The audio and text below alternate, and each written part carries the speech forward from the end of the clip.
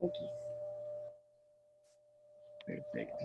Entonces, de nuevo, muchísimas gracias. Nos encontramos con Natalia y con Sara. Ellas son miembros del colectivo Raíz, un grupo dedicado a mostrar y a visibilizar una problemática de explotación laboral, sobre todo enfocada hacia las mujeres en México. Así que muchísimas gracias por aceptar mi invitación. ¿Cómo están? Gracias, Julián. Pues muchas gracias a ti por invitarnos. Aquí todo bien en México. Sara, Y aquí ¿tú cómo estás? lidiando con la pandemia y justo pues desde Colectivo Raíz, dándonos cuenta cómo ha contribuido a evidenciar las desigualdades o hacer más latentes las injusticias sobre todo en el campo laboral, ¿no? Y ha contribuido a problematizar justo cómo se ha precarizado el trabajo y cuáles son sus verdaderas consecuencias. Claro, bueno. Sara y Natalia, me gustaría saber quiénes son ustedes, cómo nace Colectivo Raíz y qué es Colectivo Raíz, a qué se dedican. Bueno, Colectivo Raíz nace en el 2006. En el 2006, unas de nuestras compañeras empezaron como a visibilizar estos problemas de trabajo precario en las maquilas de Aguascalientes. Aguascalientes es un estado en el que había antes muchísimas maquilas textiles, sobre todo, en las que se producían prendas para marcas internacionales muy importantes, y venían a la ciudad muchas mujeres de las periferias. Aquí trabajaban en las maquilas y bueno, desde ese entonces pues su salario es precario, sus horarios están muy extendidos, hacen horas, jornadas de horas extras y pues ese tipo de cosas. Entonces mis compañeras como que se empezaron a preocupar por estas mujeres y decidieron hacer el colectivo Raíz, en el que pues básicamente nos dedicamos a dar talleres y difundir los derechos humanos laborales que tienen estas mujeres que trabajan en las maquilas. Así más o menos comenzamos. Y pues ahorita estamos en monitoreo de las maquilas que quedan, porque bueno, se redujeron mucho, varias se fueron a otros países, y estamos monitoreando las condiciones que hay en las maquilas que quedan, que bueno, siguen siendo precarias y sigue habiendo muchas mujeres explotadas ahí.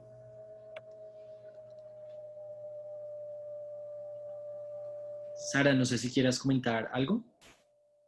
Eh, pues del trabajo que realizamos justo con el cierre de maquilas, que no ha sido como por impulso de política pública para dignificar el trabajo, sino que ha sido una búsqueda de las propias fábricas para buscar lugares en los que se pueda precarizar aún más el trabajo y tenga menores costos que los que ya de por sí tiene. También junto con los talleres y la difusión hemos estado dando acompañamientos a despidos injustificados por cierres de maquilas que impactan pues de forma diferenciada en las mujeres, ¿no? Porque son quienes mayormente trabajan para las maquilas.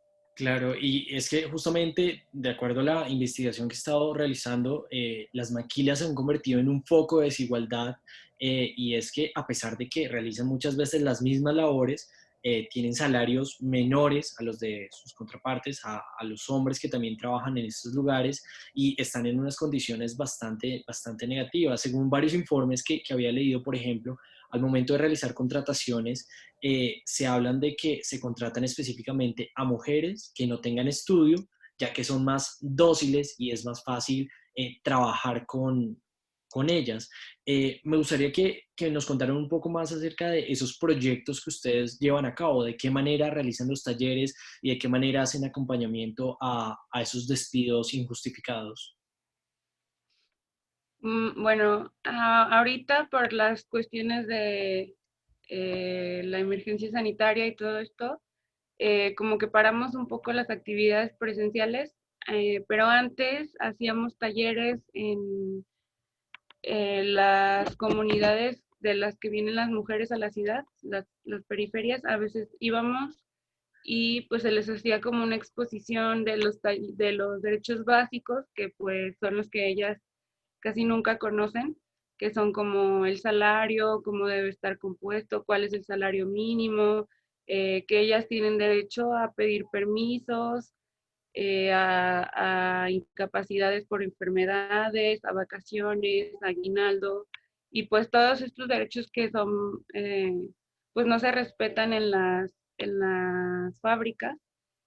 Y pues bueno, después de los talleres, como que ellos ya cobraban más conciencia de que pues no les podían prohibir, por ejemplo, salir de la fábrica por enfermedad, o que les redujeran el salario, o que les dejaran de pagar por periodos de tiempo, cosas así. Entonces, pues ellas ya como que poco a poco se fueron organizando, algunas de ellas, y como dice Sara, nosotros les dimos acompañamiento legal en algunas ocasiones en las que ellas decidieron poner una demanda, una denuncia, o organizarse con sus mismas compañeras para exigir sus derechos al interior de la fábrica. Me gustaría saber desde la primera mano cuáles son los datos que han podido percibir. Por ejemplo, me gustaría saber cuál es el salario que se paga en una de estas maquiladoras y bajo cuáles horarios.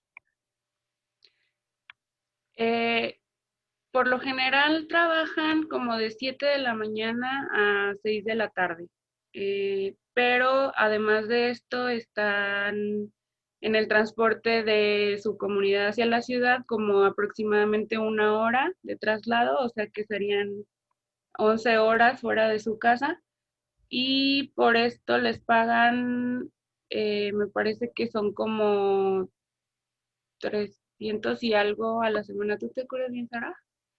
Eh, Según yo, son como 500 a la semana. Y si los convertimos a dólares, ¿cuánto es? Mm, 500 pesos mexicanos. sí, Ujú. Son sería como 20 dólares a la semana por 11 horas diarias, más si tienen que trabajar horas extras, lo cual es muy probable que suceda, porque la cosa es que no tienen un sueldo base, tienen un sueldo de producción que se llama sueldo a destajo. Entonces, tú tienes que producir una cantidad mínima para que te dé lo necesario para que tus 11 horas de trabajo hayan valido la pena. Además, durante esto, desde en el inicio de la pandemia, por ejemplo, nosotras, bueno, el colectivo Raíz forma parte de una red que se llama Red DELUM, Defensoras Laborales Unidas en la Maquila, y una organización del norte del país documentó que ellas están en Chihuahua y documentaron que algunos trabajadores, con los descuentos que estaban realizando por la pandemia y otros que se hacen, por ejemplo, de aportaciones para vivienda, algunos trabajadores estaban ganando $2 a la semana. Ok, es una cifra bastante fuerte y quiero saber de qué manera el Estado mexicano aborda estas problemáticas, sobre todo de qué manera realiza un control sobre los salarios y pues estas denuncias, cómo la manejan. Pues la verdad, el derecho, en general, el derecho laboral está abandonado institucionalmente. Las instancias judiciales que están encargadas de protegerlo no tienen independencia, dependen del gobierno. Entonces, hay mucha corrupción y muchos intereses en juego. Obviamente no se van a poner a defender a obreros o obreras de las maquilas que dan cifras de trabajo en el Estado, aunque esas cifras sean maquilladas y sean costosas y al final como que impliquen cargar con muchos costos sociales que no se ven en el informe de gobierno, ¿no? Pero pues sí, en general, como que la defensa laboral está en el abandono y la tendencia es que cada vez los trabajos sean más precarizados. De hecho, nosotras, como platicando acerca de acciones, nos dimos cuenta pues que realmente ya ni siquiera, por ejemplo, ya ni siquiera aspiro a tener un sistema de ahorro para el retiro, ¿no? Mucho menos obreras o obreros que están ganando $20 a la semana. Justo ahora está una discusión en la que México va a entrar al nuevo tratado de libre comercio y se ha retomado un poco el tema laboral porque es una de las condiciones que se tienen previstas que se deben de mejorar, pero pues en realidad no hay políticas adecuadas para abordar estos temas, ni siquiera ahora que es como el tema de debate, la transversalidad de género, se aborda como el acoso en las fábricas o cómo lo están vigilando las autoridades laborales o qué está pasando con las trabajadoras embarazadas, cómo se están dividiendo los cuidados, cómo cuidas y luego llegas a hacer una doble o triple jornada en tu casa, ¿no? Claro, y ese, veo que es una, como tú lo hablas, transversalidad de problemas, no va solo al tema del salario, sino va también a un tema de acoso laboral y pues desafortunada el abandono del Estado en esta cuestión. Me gustaría saber qué tipo de investigación o qué han podido ver de la situación en este momento en plena pandemia y con la emergencia sanitaria que se está presentando, de qué manera están trabajando estas personas dentro de las maquilas. Bueno, al principio, cuando empezó apenas la emergencia, nosotras estuvimos monitoreando con algunas de las fábricas que sí pararon como actividades, o sea, dejaron de ir a la fábrica, pero pues estos días casi nunca se los pagan, o sea, no recibieron ningún salario, entonces pues no tenían prácticamente nada para sobrevivir.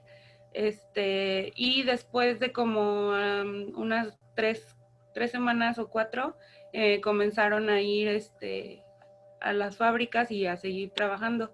Este, a partir de que fueron otra vez a la fábrica y empezaron a recibir un sueldo, se les estuvo descontando una cantidad, más o menos, que fue la que algunos sí recibieron durante el paro de actividades, que en el recibo venía como préstamo COVID.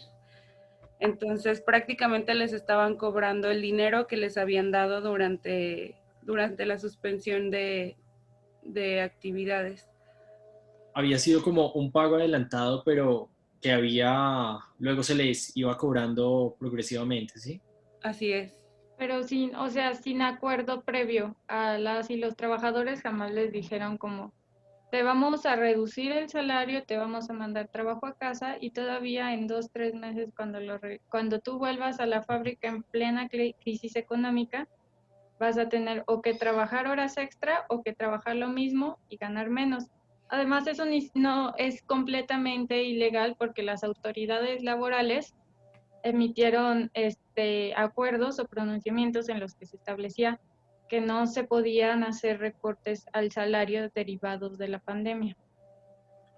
Bueno, la verdad es bastante grave todo esto que nos cuentan y me gustaría saber de qué manera podemos contribuir, por ejemplo, a esta problemática que están teniendo y contribuir al colectivo raíz, a visibilizar el problema o poner un granito de arena en esto. Me gustaría conocer qué podemos hacer frente a esto.